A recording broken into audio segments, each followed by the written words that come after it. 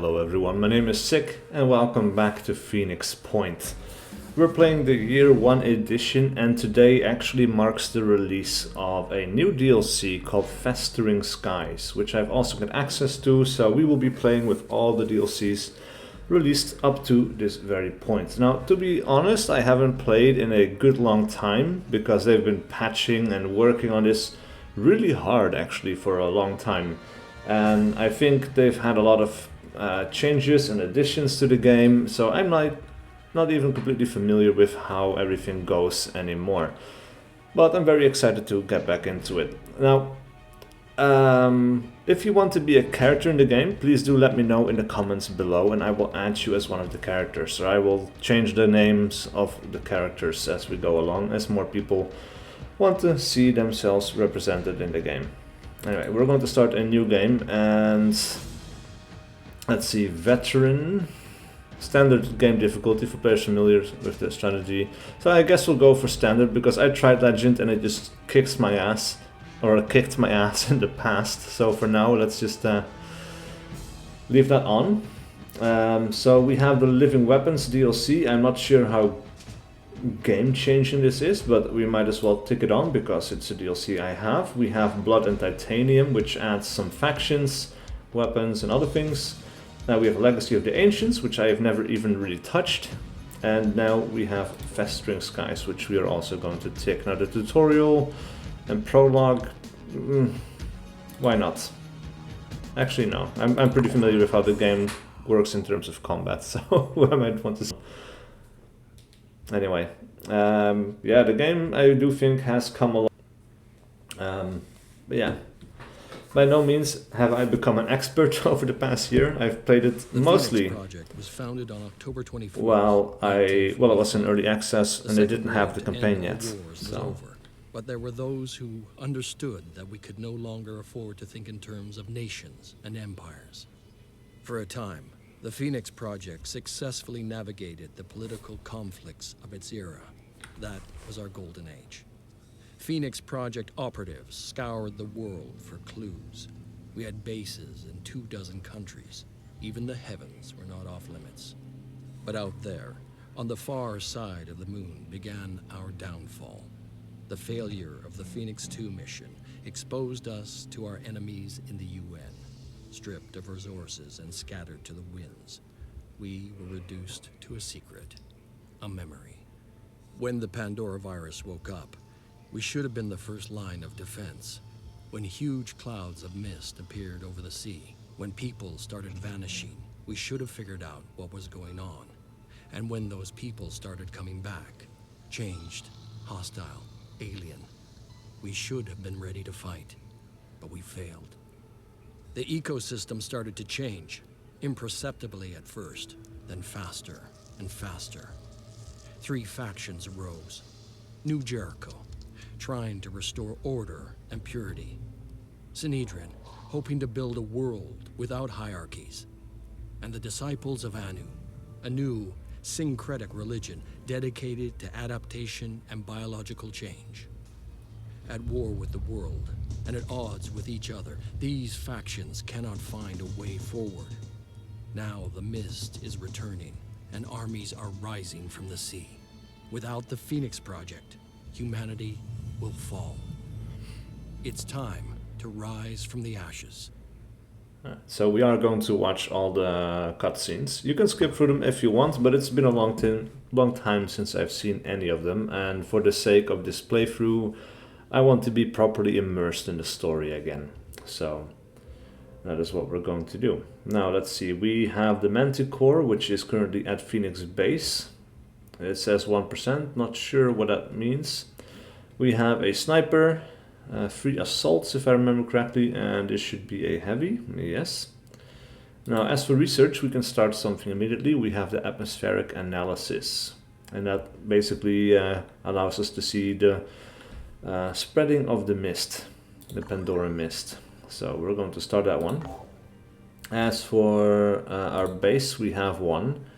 Let's see if there's anything we want to start building immediately, because we have access to tech, materials and food. Now we are losing food at the moment because we're not producing any in can we actually build a farm? We have living quarters, energy generator, training facility, fabrication plant, access lift, store, and a medical bay. Now, all of these things actually I think we have. We have a medical bay, fabrication plant, research lab, living quarters. We could build more, obviously, but we don't necessarily need one. And this is what's going on. It's the 1% is for the area scan.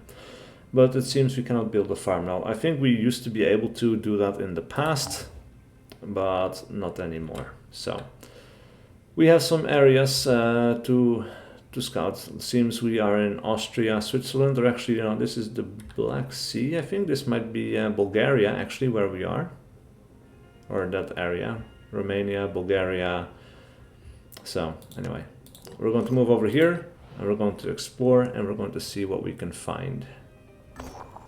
The poison within. At the disciples of Anu Haven of Karsipar, a mutated worm infestation is causing serious problems. The locals had placed their hopes in Taxiarch Nurgal, the disciples' greatest military hero, but Nurgal is said to be fighting a series of pitched battles against the Pandorans and has been unable to help. We could eradicate the infestation ourselves, helping the Haven and creating a good first impression with this faction. Yes, we're going to do that. Alright, so all items on the battlefield will be automatically recovered after this mission. Actually, the whole UI seems a little bit nicer. Like, the presentation of it has been spruced up a little bit. Everything seems a bit cleaner, sharper. I like it. So basically we have to kill everyone. Now we have empty ready item slots, but that's not really a problem, I think. Everyone should be pretty much completely kitted out. So we're just going to deploy. Holy hell, that is fucked up.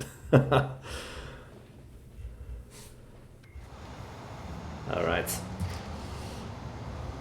So if you're new to this game, or if you've been watching this in the past, of course, Phoenix Point is from the developers of the original, or at least the one developer of the original XCOM. But most people who are unfamiliar with the original XCOM, like me actually, they will look at this and they will see the modern XCOM in this very quickly. Which is fair to say, because a lot of this on first glance is a lot like XCOM, and of course it is still the same basic type of game, but it has plenty of differences to set it apart. Anyway, we have here our heavy with a jetpack, and somewhere in this mess, and it seems this map is pretty much always the same for this mission, there's going to be a lot of fireworms that explode when they get close. So I want to know where they are, and I know for a fact that these guys cannot climb. And with the jetpack, I can move this guy all the way up here for 3 action points and 2 will points. Now, if we run low on will points, he's going to panic. So this is not something you would want to do all the time. On it. But for now, at the start of the game, we can do it. And because we landed in a certain area, like this was a light blue area up here, we got some victory points. That's a poison worm. Interesting, they're all poison worms. Not sure if I've ever seen those before. Anyway, this guy cannot do anything else anymore, so we're going to have him stand right there. Now, one of the really cool things about this game is that it's not necessarily just a one action every time that you can do. You can do one single step at a time. I'll be right there. Right, like that. And then you can just see whatever you see as like, ah, there's a guy over here. We might not necessarily be able to, we spotted him, we might not necessarily be able to shoot him, but actually, yeah, we can. And we have this manual aiming system, which is really cool, because it's not just a percentage-based chance to hit. Because actually, he doesn't have the ability to target automatically. But if we target manually, turns out we can see the worm and still be able to hit it. Now, the way this works is that the 50% of your shots will land in the inner circle, the bright blue one, and the other 50% of your shots will land in the outer circle. So this guy doesn't have a lot of HP. We should be able to kill him. Yeah, 2 hits. And actually all the bullets are tracked individually, which is really interesting. Anyway, we have a sniper with a pistol, and actually we might want to, can we run you all the way up here? No, it's a bit too far away. That is unfortunate.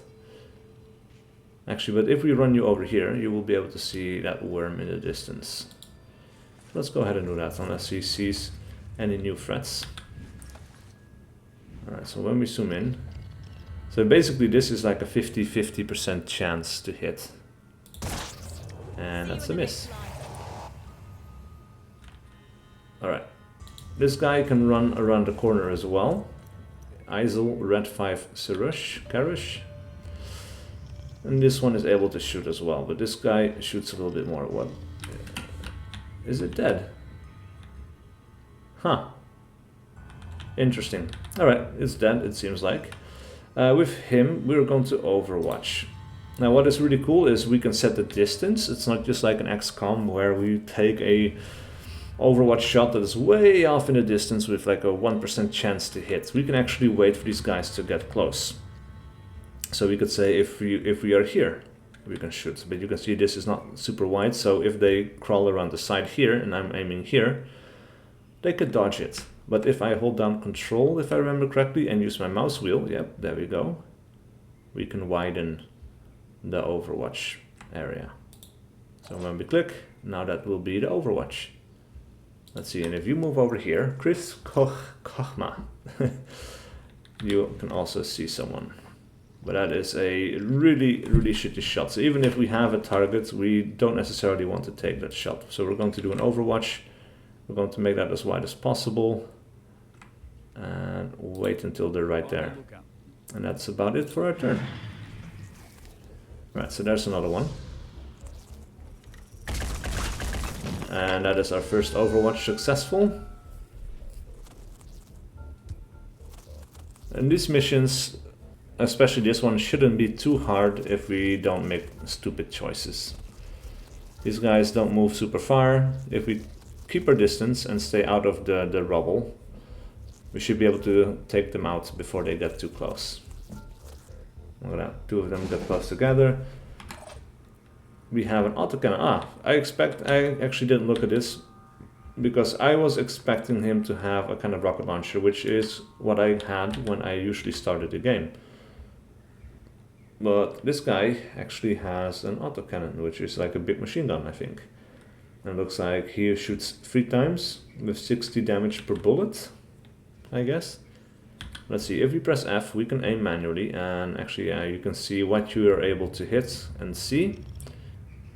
Which actually we can see here, but we cannot aim at it, which is a little bit unfortunate. Now we could move forward just a little bit.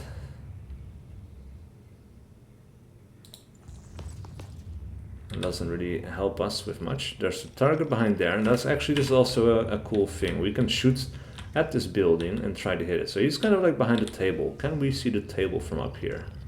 Yes. Ah yeah, we even see him right there. Alright, so if we just take the shot. Alright, so it is kind of like a grenade launcher type thing, after all.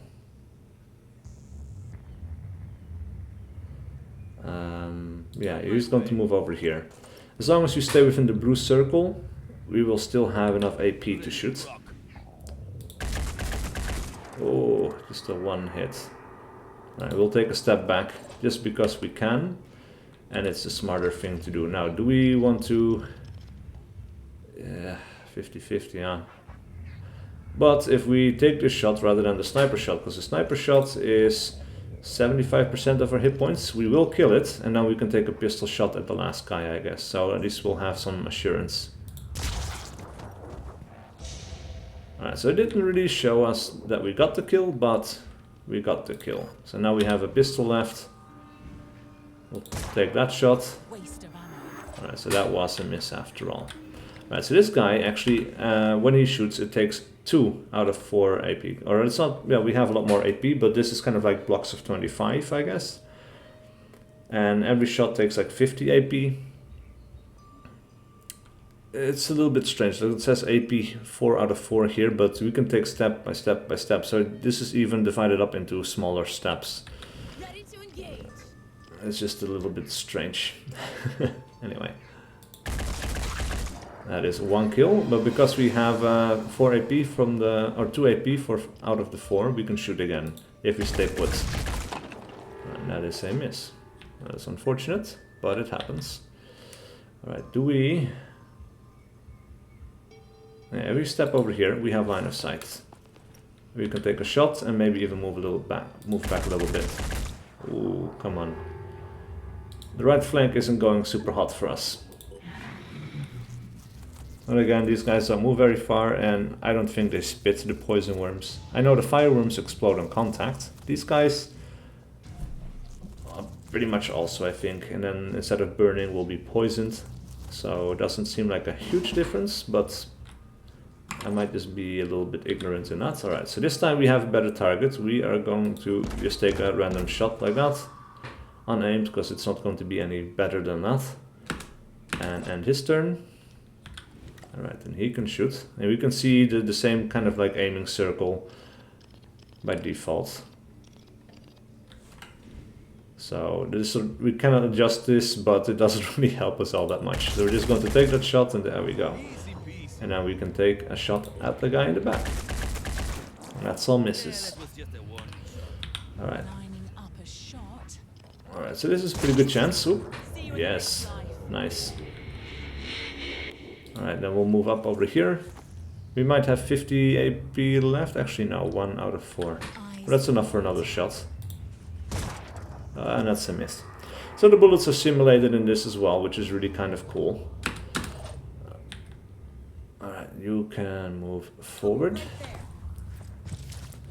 Because it means that, like, unlike XCOM, where a shot is basically kind of like an animation, you can see bullets hitting, bullets going off the side, but damage is randomized and doesn't really matter how many bullets you actually see hitting, because it's just in the logic of the game. If you hit or not, what kind of damage you do, it's all a roll of the dice. Here it's like, well, you can still see like it's a bit a roll of the dice, but it's more controlled because you can aim at different body parts if they're up close. You can control your chances a little bit better, I would say. Except for these little fireworm guys, because they're just too small, and my guys are a little bit too untrained at the moment. But you can shoot that guy, and we'll take a shot at the guy in the back. Finishes off too. We want to end the turn. Yes, indeed, we want to. And then there is that poison worm coming closer, which we'll just shoot, and that might be the end of it. Yep. All right. Alright, so we have 2 guys going level up, everyone else gets a bit of experience, some skill points as well that they can spend, and we get a total of 6 skill points for our general pool, which we can spend on basically anyone to level them up. And our style is kind of growing on me as well.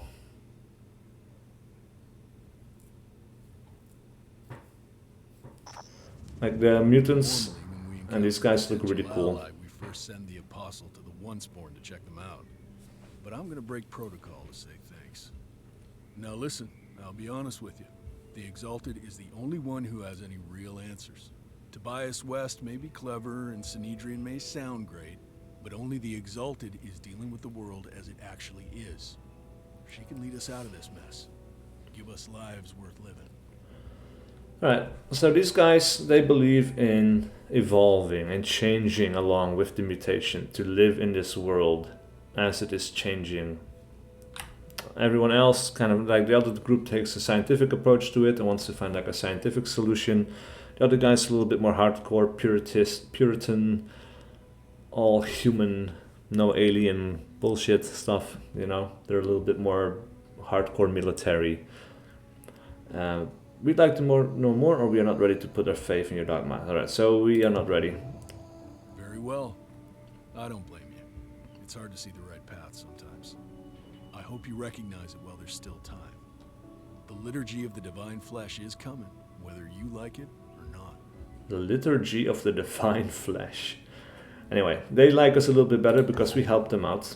Maybe they could have liked us a little bit better if we had done anything to, or if you had said like, yes, like we want to know more. But I don't know what other kinds of bases we have around us, and I want to see who is the most useful ally, because they don't all like each other and they won't all get along. Anyway, we have some more stuff to research. We can research the poison worms, or we can research the disciples of Anu, which will give us food. But right now, actually, yeah, maybe we can do one of these things. We'll go for the food. Disciples of Anu, after this one. As for personnel, we have a leveled up character, and actually we can rename these guys. And I already know that there's at least one person that wants to be in the game. Let's see. Okay, it's kind of hard to see where you are typing exactly, so that's something that might still change in the future, I hope. Anyway, that's going to be Jurag. You're going to be our sniper in the cool plaid pants. Alright, as for how do we get to edit units? There we go. So we have equipment, armor, mounts. That's new, I think. That's kind of interesting. And right, so this has become one whole bit. Normally this was divided into 2 tabs, but now everything is in the same place, so that's kind of cool. Anyway, we have soldier skill points and we have Phoenix skill points. Now the skill points of Phoenix can be spent on any soldier. But let's see what we have. Thief, 25% bonus stealth and +1 speed. That is nice, that sounds really useful. We have extreme focus. Overwatch cost is reduced by 1 action point. That is also very nice. We could, well, yeah. And gain mounted weapon proficiency with 20% range and 10% speed. This is not really great because we don't have mounted weapons and I don't think we're going to want to have it. But Thief sounds really good and it's an expensive one, so it's definitely useful. It's going to keep us out of sight a little bit longer, and the speed actually does help us move up further into the map with every step that we take. Now we have 5 points left, but I think we're going to take some Phoenix points here to get extreme focus as well. Because Overwatch, of course, is extremely, extremely useful. Anyway, we might also give you a medkit. As for our other guy who leveled up, it is a rifleman. With a purple mustache. That's a little bit weird. Anyway, we have dash. Oh, that is super nice. Yes, we're definitely getting dash. Move up to half your movement range, limited to 2 uses per turn. And that this is basically kind of like a run and gun from XCOM, which is super useful. We might want to get some ammo up in you here. Now we have 20 XP left. I'm going to put some in speed, so he can run a little bit further. And he's going to be super mobile. Alright, everyone else, they didn't get wounded, but you can see these bars have depleted a little bit, and that's their morale, I guess. So the longer they're out there without rest, the more tired they're going to get, the worse for wear they will be at the start of any given mission. Alright, so nothing has been found. We're going to move here, and actually it might be better to search these things along the coast earlier. Alright, so we have found the atmospheric analysis. Or not found, we've researched it. Reprogramming of our satellite systems has revealed the extent of the new mist outbreak. Also, I'm not going to read through all of that, that's a bit too much. But we can see here now, there's a mist outbreak in this pocket here. And this is Calais Canal? Well, that's the word I'm looking for. I know it's in Dutch. But it's just evading me right now. It's on the tip of my tongue. Anyway, it gave us some more research, the Phoenix Archives, which we're not going to do for right now. Anyway, we're going to continue searching. The Rite of Hope, Kalhu. Manticore 1 arrives at Kalhu during the Rite of Hope, which reminds the faithful to look beyond the problems of the present and believe in a bright future. The citizens march through the haven, chanting perfection is possible and praising the Exalted, the first human being to approach said perfection. After the ceremony there is a feast and the priests share some of their provisions with our operatives. After the feasts, with a few beers in them, the priests are quite jolly. They share funny and sometimes graphic stories about how they used to believe the world was doomed and all the foolish things they did in their despair, but how they ultimately found hope in the Exalted. Alright, so Haven Leader's Attitude to Phoenix Project +10 and +300 food. That is super nice. Look at that, that is really good. And we found another Disciples of Anu base. Alright, let's explore this one as well. Another Disciples of Anu base, okay. I see where this is going. We might have to be a little bit friendly with them. Another one, oh wow. Alright, let's explore this one. Disciples of Anu research is completed. Are a syncretic religion formed out of several previous cults, the Children of the Black Tide, the Holy Disciples of the Xenoglossic Doctrine, and the Order of Anu, by the messianic figure known only as the Exalted. She forged the disparate elements of the cults into a unified belief system built around her visions of Anu, the dead god. That sounds kind of cool. The Disciples of Anu were a mystery. Where others saw devastation, they saw hope. Where others saw the end of the world, they saw a new beginning. Their leader called herself the Exalted, and she claimed to believe in humanity. She preached that the human soul was perfect, that the root of our problems was our insufficient evolution. The Pandora virus was a threat, but it was also an opportunity to change ourselves, to become better humans, to mutate. We knew that humanity needed to adapt. There was no other way to survive. The disciples offered a solution, but what was their end game? There was something beyond their hierarchies and their rituals. The Exalted had a secret. Oh, for sure. I can only imagine. Anyway, that research is done. We can research something else. We can have Haven recruitment protocols, which allows us to recruit soldiers from Haven. So that is extremely useful. We are going to get on that ASAP.